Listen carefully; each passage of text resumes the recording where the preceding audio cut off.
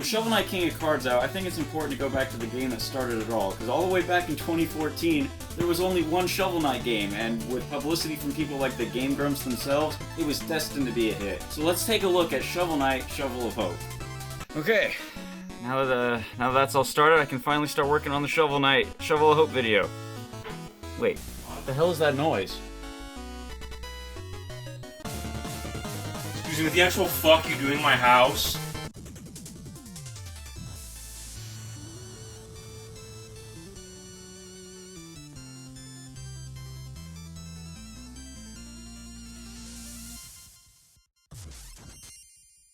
Shovel Knight, the new face of indie games, what I've coined as the Kickstarter classic of 2014. He's made quite a name for himself for the last 5 years, along with Yacht Club games. He's appeared in fighting games, shooting games, 3D platformers, and even as an assist trophy in Super Smash Bros. Ultimate!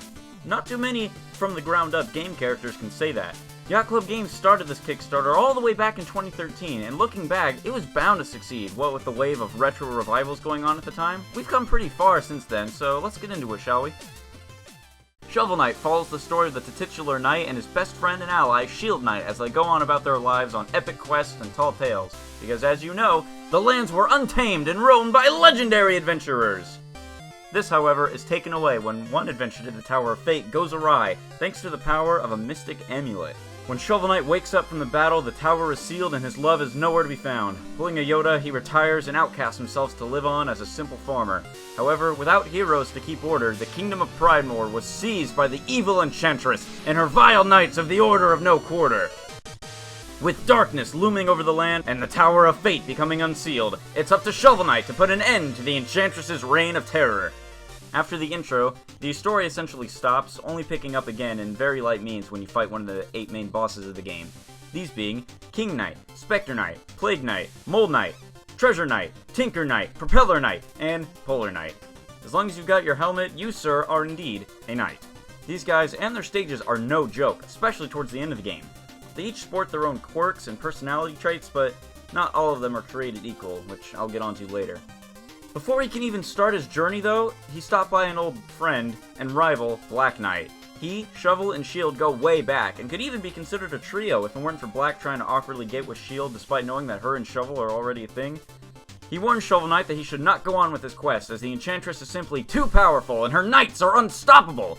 He advises his old rival to go home, but soon they fight it out with Black Knight running away and kickstarting Shovel Knight's adventure.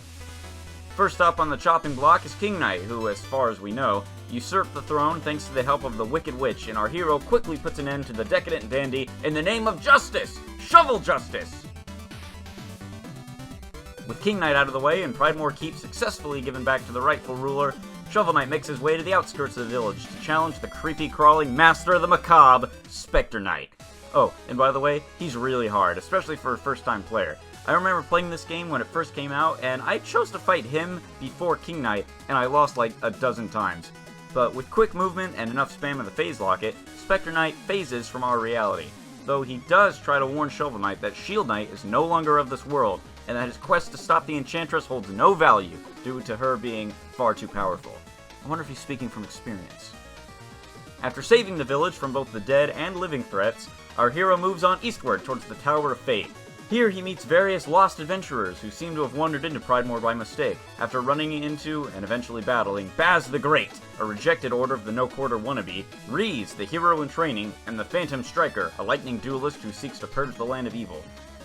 He deals with them and ends up at another village in peril, the Armor Outpost.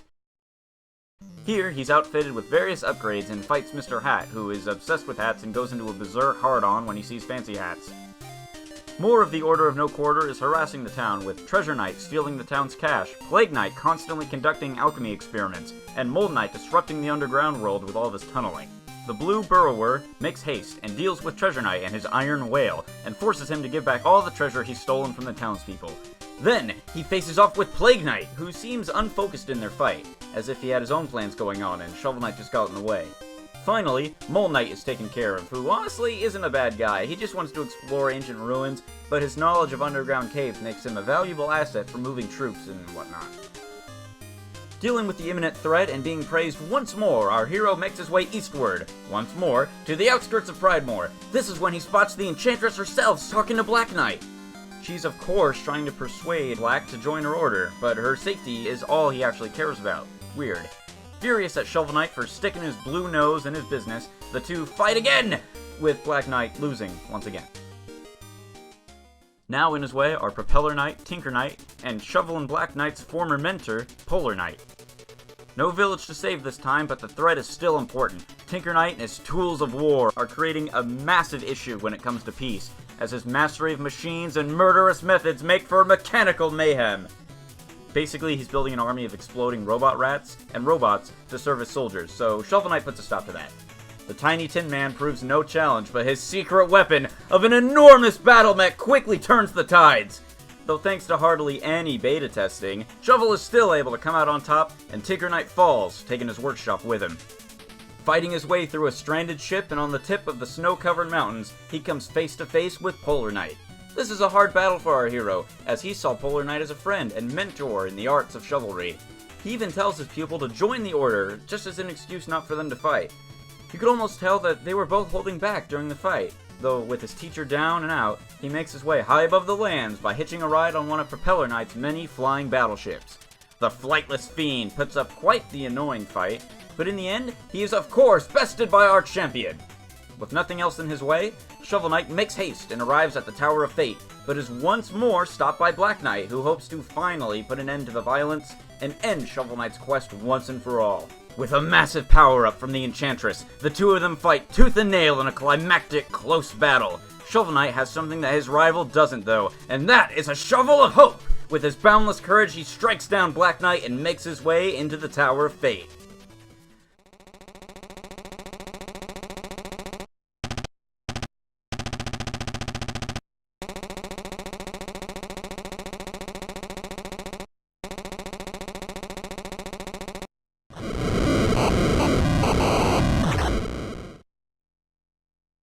As Shovel Knight dodges various traps and brutal enemies, he ends up falling right into the lap of every single knight of the Order of No Quarter. They were having a dinner party and he interrupted them. How rude. To battle they all go! Spectre Knight summons his minions and gets bones all over the place. King Knight does his charge thing and makes a mess with confetti. Plague Knight primes his potions and ends up contaminating all the food with chemicals. Treasure Knight is simply rude, as he floods the entire chamber during his fight. Polar Knight lets it snow. Mole Knight lights everything on fire, and Propeller Knight smashes up everything by calling in his fleet and shooting cannonballs. But the big twist is when Tinker Knight comes into battle with his new and improved battle mech. He completely destroys the room and is ready to crush Shovel Knight, but is of course stopped. With every knight defeated, once again, they're left to hang on a chain, each one holding onto each other, unable to climb up. But Shovel Knight, being the honorable man that he is, feels no ill will towards them, and of course saves their lives. They were just following orders after all, and they're not really bad guys, even though they're bad guys. You know what I mean? Most of them thank him, though King Knight is upset that his stuff got ruined, and Polar Knight asks Shovel Knight to reconsider his offer of joining one last time. But with the support of the Order of No Quarter behind him, he arrives in the lair of the Enchantress. You see, when Shield Knight came in contact with a magic amulet, she unleashed the spirit of the Enchantress from inside it, and it possessed her body to use as a tool. Knowing this, Shovel Knight steals his shovel and goes on the offensive. Dodging powerful magic, swift attacks, and occasionally totally fair breakable blocks, he's able to break the curse and split the Enchantress's soul from Shield Knight's body. However, there's no time for a teary-eyed reunion, as the tower is beginning to collapse from the impact of the amulet's magic being broken and unbound. The remnant of the Enchantress awakens and prepares to destroy the duo and wreak havoc on the land. But when Shovel and Shield team up, they're unstoppable! With a perfect offense and a perfect defense, the two of them outshine the monster and put an end to a reign of terror before it can truly start. But before they can celebrate, the remnant dishes out one last attack and blindsides Shovel Knight, knocking him out unconscious. He's saved by the returning Black Knight, as Shield Knight holds back the remnant's final blast before it disintegrates, and the three of them all manage to escape the collapsing tower. With the Enchantress gone, peace and celebration ring in throughout all of Pridemore and the entire world. King Knight is forced to scrub the floors of Pridemore Keep while the rightful king sits on the throne. Spectre Knight, now free of the dead, enjoys a carefree life of fun and games. He deserves it, really. Plague Knight would go on to teach an advanced potions class. I wish he would teach me how to make that concoction. Mole Knight uses his knowledge of the underground for good, and now leads various expeditions underground, while Tinker Knight hires the blacksmiths from the armor outpost to work for him and make toys. Propeller Knight, of course, flies through the skies, living life as he sees fit, while Polar Knight simply contemplates his life. In the very end, Shield Knight joins Shovel Knight by the campfire, and the two of them cuddle until the sun rises, thus ending Shovel Knight, Shovel of Hope. Like I said at the beginning, the story is pretty minuscule, with myself filling in any gaps and providing a grander narrative, so to speak. There's little to no story cutscenes, save for the pre-fight boss dialogue and the occasional wandering travelers. What we did get is great, but I just wish there was more of that. Each knight is not really expanded upon more than they're bad guys, but they have their own quirks. They're all very likable, but I would have preferred if their personalities got to shine through more often. I wish Black Knight got the respect he deserved, but Yacht Club is done making new campaigns, with King of Cards being the final one. By the way, that game is great, and everything except Joustus is super fun, and the gameplay is as tight as ever. Oh, and speaking of gameplay, this is a 2D side-scroller in case you weren't paying attention to any of the on-screen footage. The gameplay of Shovel Knight is awesome, with the titular character being great to control. He doesn't have that fluid Super Mario World feel, but that isn't what they were trying to emulate.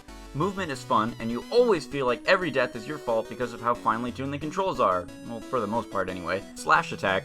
You also have a pogo move, a la Scrooge McDuck. He's clearly learned from the best. But basic shovel swings and pogos aren't all you have, because at your disposal are a variety of sub-weapons that are also available. A fire-shooting flare rod, a fishing rod, giant gloves that let you punch stuff, mobile gears, a phase locket that makes you invincible, and many others. This is all used up by your magic meter, which can be upgraded to have about 100 points. While not every sub-weapon serves a great purpose, they're all still good to use, and really fun concepts. Seeing as how this game is modeled after NES games of yore, you'd expect it to be tough as nails, right?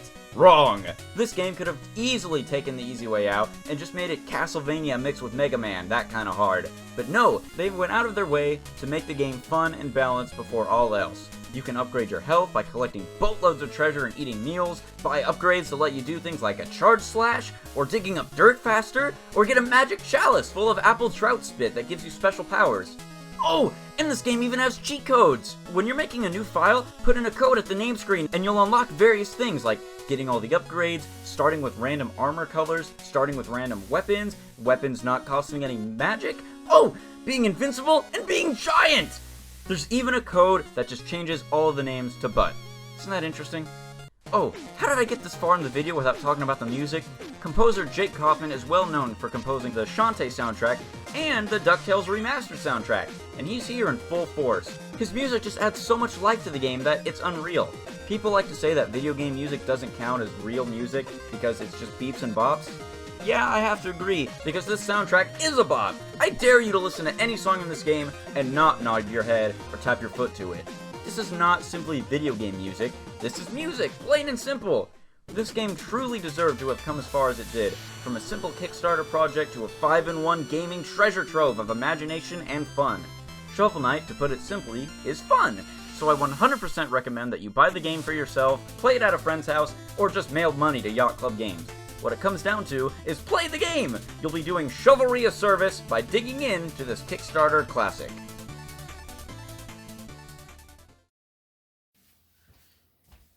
You